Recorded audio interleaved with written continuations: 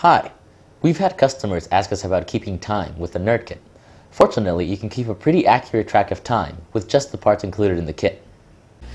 Like we discussed in the Nerd Kit's guide, the crystal we have runs at 14.7456 MHz. We can just count those cycles up to keep track of seconds. Using the onboard timer 0 that's part of the microcontroller, we're going to count all those clock cycles.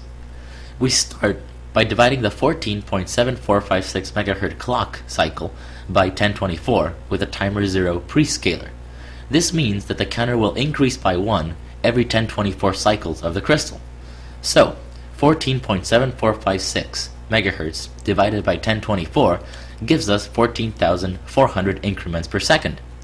Then, we'll set the timer to clear timer on compare match, which means it will clear itself back to 0 whenever it hits the number we have in the compare register. We will set this to 143.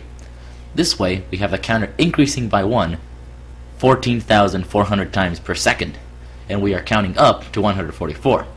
That means it will cycle itself 100 times per second.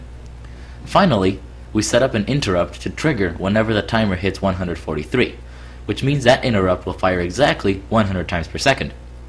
An interrupt is a small piece of code that will run instantly when a particular event happens, temporarily suspending any other code that is running.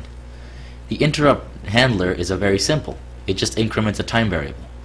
Finally, we can just use a while loop to keep updating the LCD, and without worrying about delays or how long it takes to write to the LCD itself, we have a reliable time source.